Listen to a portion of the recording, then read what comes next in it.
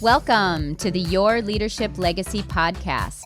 My name is Tina Paulus Kraus, and I'm so excited to bring you this next podcast dedicated to you high performers out there who want to reinvent yourself, reinvent your business, maybe your career, all of it. This podcast is all about being dedicated to transformation and being the best possible leader of yourself and others that you can be in order to create a legacy that lives on. Welcome to Your Leadership Legacy. My name is Tina Paulus Kraus. I am the founder and CEO of True You Teams. And here we go. Hey everyone, welcome to Your Leadership Legacy. My name is Tina Paulus Kraus, and with us today we have Marie Bornheimer with us. Hi, Dawn. Hi, how you guys doing? I'm good. How are you doing? We've got kind of some crazy times going on right now, right? There is so much going on. It's exciting. It's nerve-wracking. There's so many things. Energy's flying all over the place. Right? It's crazy, crazy time. So why don't we do this? Why don't you give everyone who's listening a little bit of background on who you are and how amazing you are. And then I just want to I want us to get into a conversation about what's happening today with the virus and just how we can pour support into people and stuff like that. So welcome. Yeah, absolutely. So thank you for having me. So I am a published author, a leader, and I work in an education space essentially. So I work in mental health. I focus on empowering educators and building their confidence to engage students around difficult topics such as depression, mental health, signs of distress, addressing students that have experienced trauma, and really just building those authentic connections, finding ways and skills that allow them to connect better. So it really resonates with just the human I am and the work that I do. And now is a great time for us to be doing this work because we actually can provide all of our support remotely, which I'm so very grateful for. The other, I guess on a personal note, I am part of a military couple, so we move around quite a bit. And so resilience is part of who I am, and being able to pivot and figure things out is something I love doing and also empower other leaders to do. And so I think I was born for this in so many ways. I know. I've said that so many times too. Like, I feel like I've been in training now, especially in the last 5 or 6 years, right? Like, yeah. We go through all the personal development stuff and just all the stuff that we're doing with leadership development and all that kind of stuff. And it's like, this is what it trains you to do. So what are you, which brings us to exactly what I want to talk about. So you're with students all day long, you're with young adults all day long, every day. Tell us a little bit about what's happening in your world with the virus and how people are adjusting and moving through this.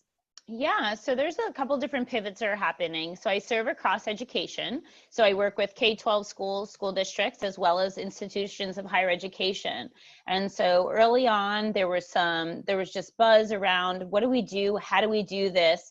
Kind of this evolution of let's go to spring break and then we'll see what happens, right? And then the news kept informing the changes. And in the state of Virginia where I live, they just canceled school for the duration of the school year. Mm-hmm. So all school districts are effectively closed. They're moving into remote learning, some of them more fluidly than others. Mm-hmm. There's conversations around equity and the ability to reach all children and to provide education equally in that regard. Do they have access to resources? Do they have access to computers, laptops?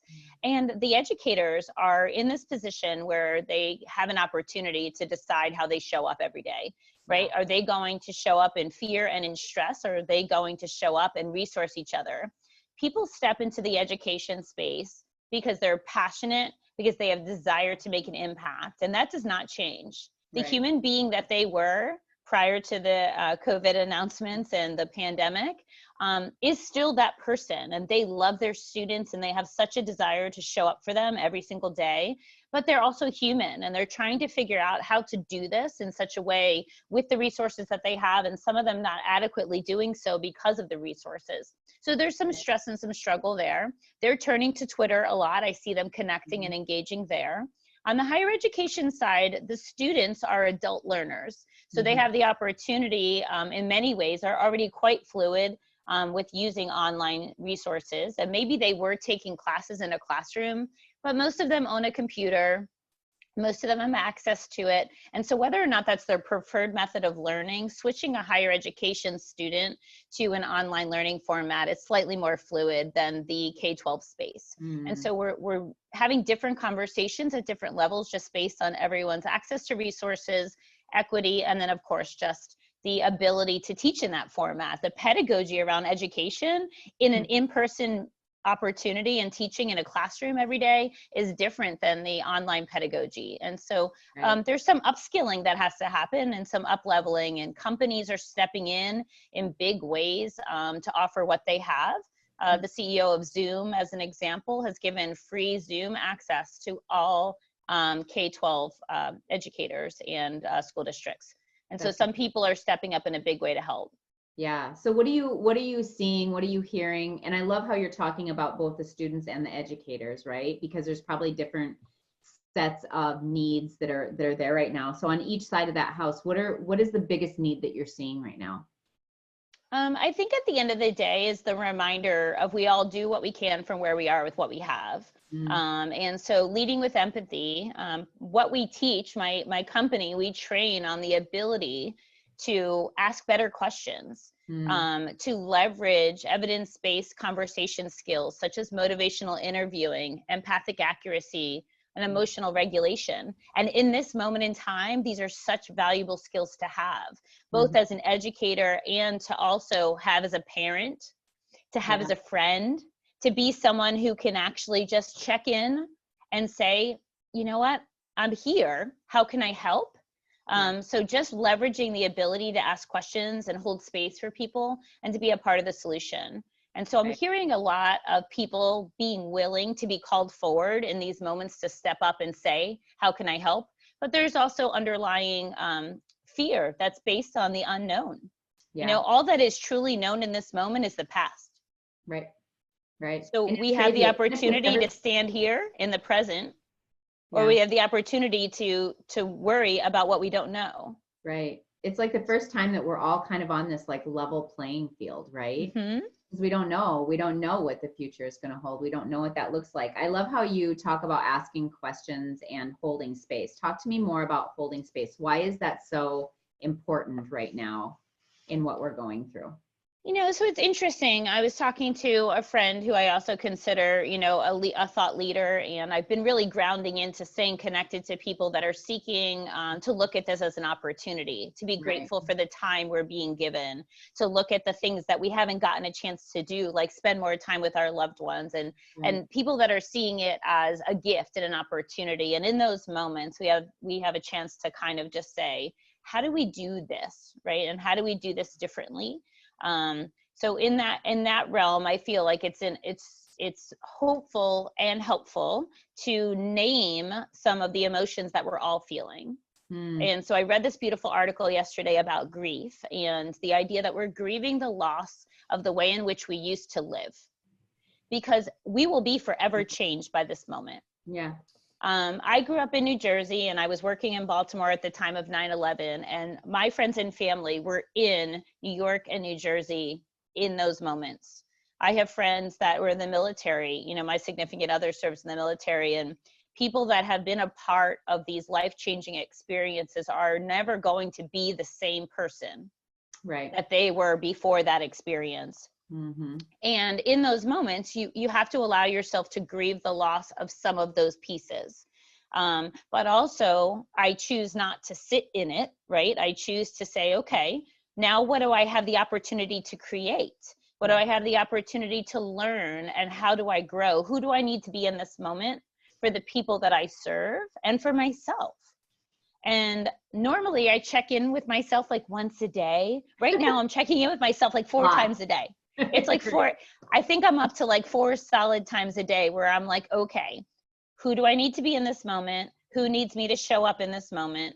What does this look like? Because all of it is evolving and changing so frequently. And I need to decide who I'm going to allow to inform me on what I'm going to take in. I don't know if you had a chance to read Glennon Doyle's new book yet, but in Untamed, one of the things that she says is that boundaries are not just about people.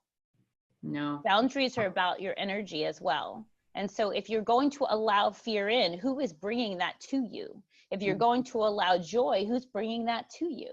And what are you allowing in the choices that you make about the people that you're allowing in, Right. And so not specific to COVID-19, but she was just speaking about her personal like bubble, her island that she chooses to live on with her family. Like, Right. what does that look like for her? So I just thought it was a beautiful analogy to the world we're in right now and what we're navigating, Yeah. because the news, social media, there are people sharing things. And I choose to believe everyone is doing the best that they can. Yeah, absolutely. So in that mindset, I say to myself, are they sharing this because they think it's real, right? They think it's helpful, or are they sharing it because they truly know? And so I've kind of ground myself into a couple trusted resources that I know and feel good about asking questions of, and trust that they are going to bring the right energy to me and the right answers or information, at least, even if it's not an answer. Yeah. And so I think we have to make those choices in this moment as well. Right. It's all about choice. Like that's what, for the whole thing there, when you were talking, what kept coming up in my head is that it's such a choice point right now. Like every single moment of every single day is such a choice. I mean, even me now, a husband's here and this is what I do every day. And there have been times when I'm like, oh, I'm just tired. I get, like I want to go sit on the couch for a while. And it's like, no, in this moment, there are people out there right now that need what you do. And in this moment is not the time to like just, turn off or shut off or anything like that. So even with the littlest of choices, everything is a choice and it's always creating our future. So where do you feel like that message, because that's a message that you and I have been talking about and writing about and all of it for a long, long time. So how do you think, when you talk about a changed world moving forward, what does that mean to our world moving forward? Do you think that people will really start grounding more so into the mindset and into just cleaner living and into just a better reset and pausing and stuff like that? So change is uncomfortable, right? Yeah. So I anticipate that there will be people that will default back to their old habits as quickly as the world allows them to, because it's safer, because it's slightly more comfortable. I am also super excited to see how many people choose to step forward with the lessons, choose to say, you know what, I actually didn't miss that when I wasn't allowed to have it. Therefore, I'm going to learn to live without that, or at least reduce it, whatever that might be, whether that's, a shopping experience, or whether that's, going to certain places, or choosing certain resources, or whatever the case may be. But I think I am hopeful and optimistic that the people that will step forward into the new will be a mirror for those that are like, oh, I don't know, it's maybe okay, I think I enjoyed that, but I think we're going to have two schools of thought, right? Yep. I do think those of you, you and I, and people like us that have been doing this work for many years, I'm so grateful every day for the self-development work that I've committed to doing, because when I started, it was uncomfortable. When I started, I had to challenge my old way of being and all that I ever knew. And you know what? I realized it felt a heck of a lot better on this side. And so I just kept moving towards the feelings that felt better. I kept moving towards the light, moving towards the people that were choosing joy, that were choosing to see evidence of the good. And when you choose those things over and over again, and you mirror that for other people, that is one way of kind of taking people with you. Right. One of the things that I've learned along my journey is that I have to live from the inside out. And when I do not live from the inside out, and I'm focused on the way in which other people choose to view me, see me, receive me, I get lost in that equation. And so I hope that in this moment and in this time, people will pick up a little bit, pick up the nuggets, if you will, pick up the opportunities, and take some of it with them. Take some of the family time, take some of the projects. I was talking to someone this morning about this, regarding how do we view all of this at this point? If you viewed it like a 6-year-old, how much more fun would you be having? Right, exactly. You're playing outside, you're drawing chalk with your mom and dad on the sidewalk, you're writing messages to your neighbors, you're waving to your teachers when they drive by because you're not in class right now.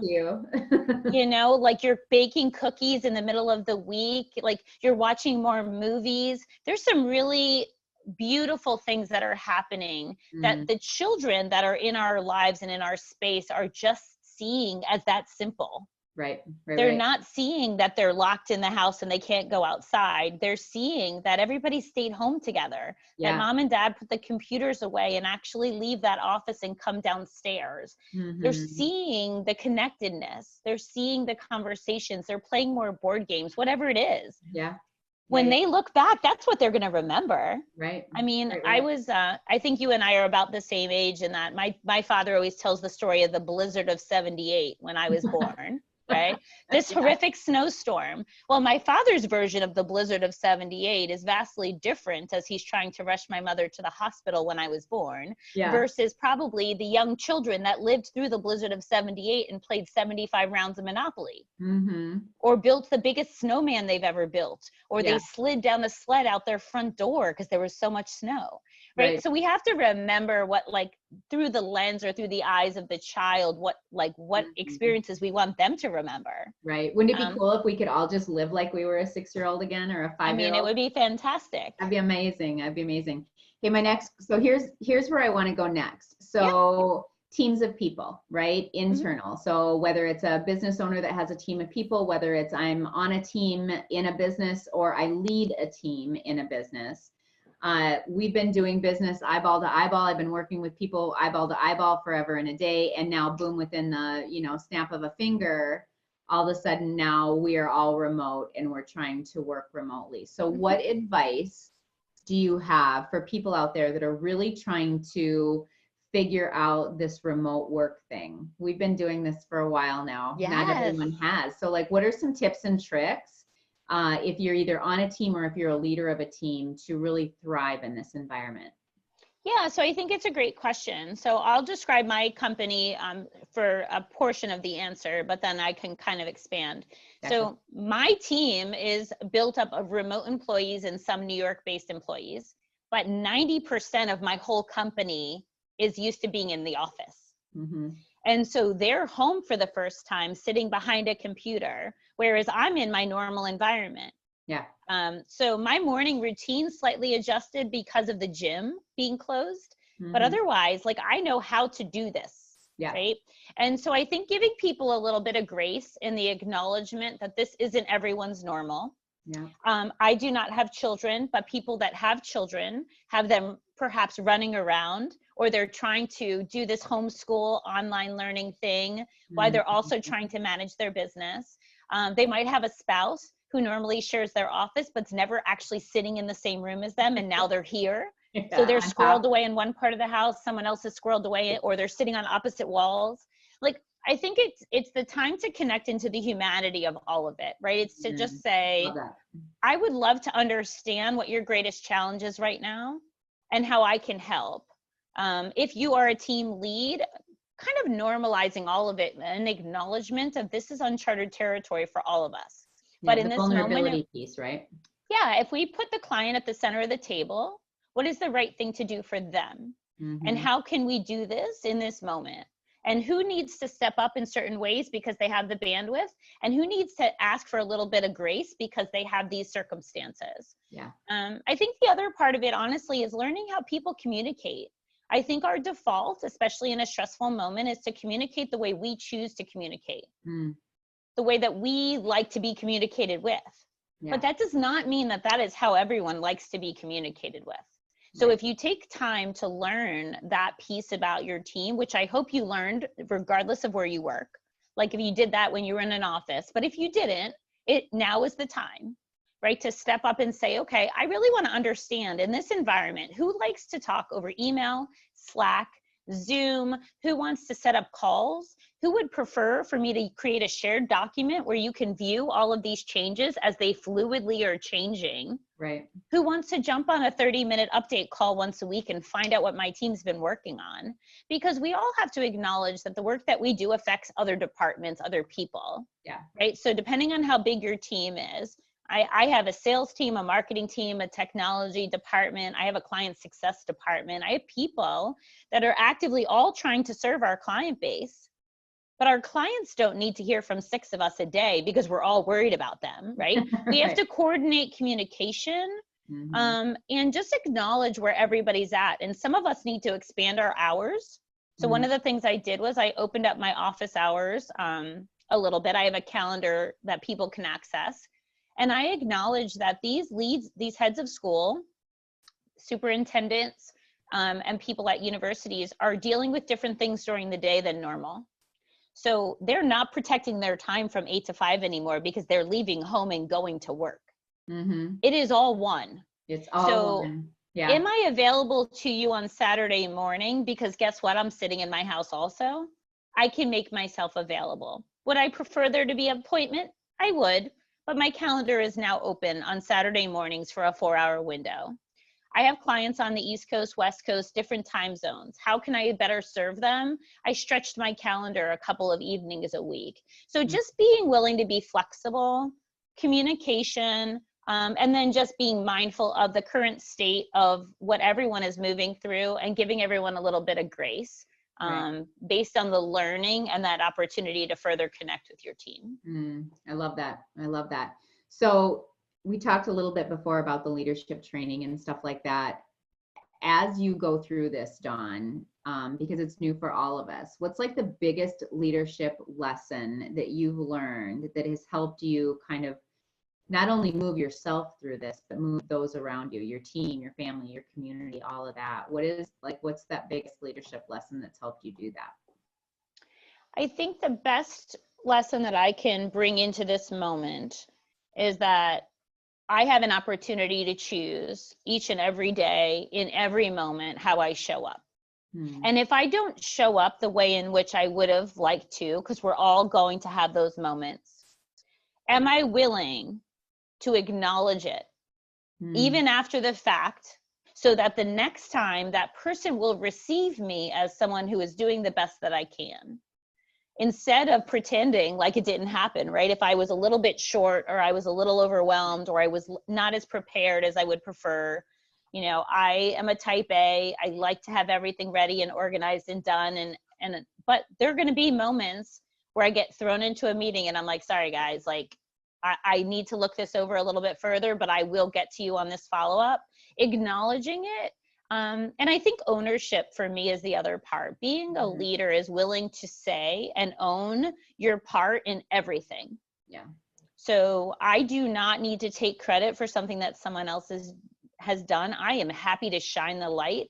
I am happy to call people forward. I am happy to ask for help, but I'm also happy to roll up my sleeves and jump in and say, what can I do? How can I help? And finding the balance of all of that, I think, is a continued juggle for leaders, but also what is necessary in this moment. Yeah. And a lot of it too is just being intentional, right? So just being intentional about what you're focusing on and how you're showing up, and yeah, all of it. That's amazing. So the name of the podcast is Your Leadership Legacy. You know this, right? And the last question that I always ask people is, what leadership legacy, Dawn, are you aspiring to leave? What leadership legacy are you living today, and what do you hope to leave? So each and every day, I hope that I make an impact in a positive way in the people in which I meet and interact with. But I hope that I leave people and circumstances, situations better off than the way I found them. I hope that I bring enough light and enough promise and enough positivity and energy and love into a space that perhaps just needed a little bit, had some rough edges and just needed someone to come in and pour all of that they have into it. And so in my philanthropic work, in my everyday interactions, in my community, and in the people that I lead at work, I hope that I leave everyone off a little bit better than perhaps the way I found them, and give them the opportunity to believe in the goodness in people and humanity. Well, I can say that I have personally witnessed that with you. Dawn is the spearhead, the genius, the goddess, whatever you want to call it, behind our book, Strength of Our Anchors. And so, yeah, I want to thank you for that. You pulled me into that. And like the whole time along, you were rising everybody up, and it was really amazing to watch you do your thing. So, oh, thank you. Yeah. So where can people find you, Dawn? So LinkedIn is probably the good on the business side. So I'm sharing a lot of content there about the work that my company is doing in the mental health space. And that's just my name, Dawn Marie Bornheimer, on there. And then I do some personal just uplifting of the community and sharing great things through Instagram, Dawn Inspires 44. And then my Facebook is just my name. So I'm kind of in those three places. I try Twitter, I do, but I'm not very good at it yet. So I mean, I would love to have people find me there, but I can't promise I'm super good at connecting there just yet. I'm working on it. That is one of my goals. I'm gonna go find you right now. Yes, come find me, because Yeah. I think there's like a limit of how many people I can follow that have no idea who I am. But I do have a website that is always a work in progress, which again is Dawn Inspires. So just a lot of fun, and please share anything that people are working on, anything I can do to serve. I absolutely would love all of the things, anything to bring more light into the world and help lift up emerging leaders and inspire people to be better humans. Awesome. Well, thank you so much for being on today, Dawn. You are always an inspiration to everyone that you touch, and your love and your light is just amazing. And I'm really, really grateful to have you in my life. So thank you. Thank you. I love you. It's so great to be here. All right. That's it, you guys. That wraps up our episode today. Stay tuned. We'll be back next time. Talk soon. Bye. My name is Tina Paulus-Krauss, and I thank you so much for tuning in. I hope you enjoyed the show. Check out our programs and events at trueyouteams.com. And until next time, make it an amazing day.